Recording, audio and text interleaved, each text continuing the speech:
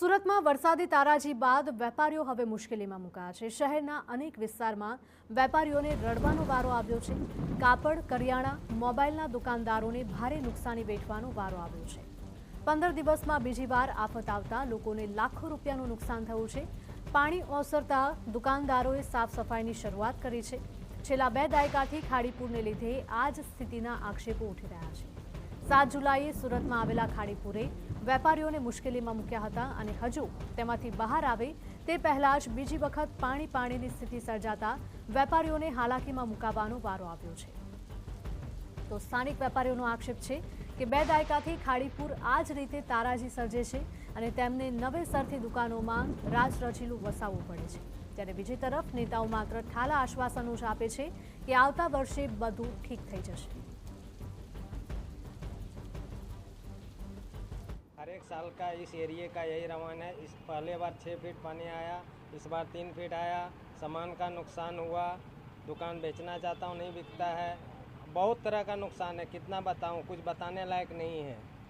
हर साल पानी आता है। मैं 2000 से यहाँ हूँ, 26 साल हो गया है। एक आध साल नहीं आया होगा तो नहीं आया होगा, बाकी हर एक साल पानी आता है। आश्वासन आपी जाए ने अमारे फरी आ धंधा पर अमारू जीवन चालતું હોય। પૂર આવે એટલે અમારા માટે બધું નુકસાન જ થતું હોય। 3 થી 5 ફૂટ મિનિમમ અંદર ચાલ્યું જાય એટલે બ્રિજથી માંડીને અમારું બધું જ નુકસાન થતું હોય ને એની પછાડી ફરી અમારે દુકાન સેટ કરવા માટે કમસે કમ મહિના 15 દિવસ લાગી જ જાય। તો સુરતમાં વરસાદી તારાજી બાદ વેપારીઓ મુશ્કેલીમાં છે। શહેરના અનેક વિસ્તારમાં વેપારીઓને રડવાનો વારો આવ્યો।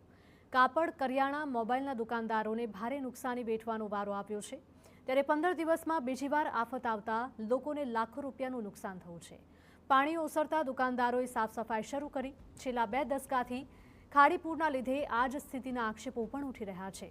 7 જુલાઈએ સુરતમાં આવેલા ખાડીપુરે વેપારીઓને મુશ્કેલીમાં મૂક્યા હતા અને હજુ તેમાંથી બહાર આવે તે પહેલા જ બીજી વખત પાણીની સ્થિતિ સર્જાતા વેપારીઓને હાલાકીમાં મુકાવાનો વારો આવ્યો છે।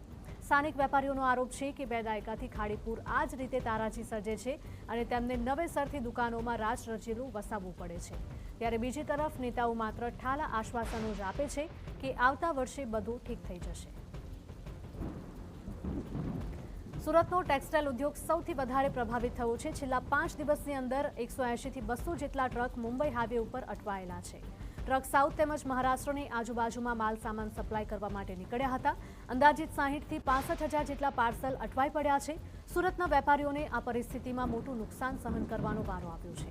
અગાઉ આવેલા પૂરમાં કાપડ બજારના વેપારીઓને મોટું નુકસાન પહોંચ્યું હતું અને તહેવાર પહેલા કરી રાખેલો આ સ્ટોક પાણીમાં બરબાદ થઈ ગયો હતો અને હવે બીજી વાર પૂરની પરિસ્થિતિને પગલે વેપારીઓનો માલ સામાન ટ્રકોમાં જ અટવાઈ પડ્યો છે। જે માલ અહીંયાથી આ 4 દિવસ પહેલાં પેક કર્યો હતો, આ માલ જે બોમ્બે સાઈડથી થઈને મહારાષ્ટ્ર, MP, તમારે સાઉથ આ સાઈડમાં જે માલ જાય છે, આ બધું માલ બોમ્બે હાઈવેના ઉપર અટકી ગયો।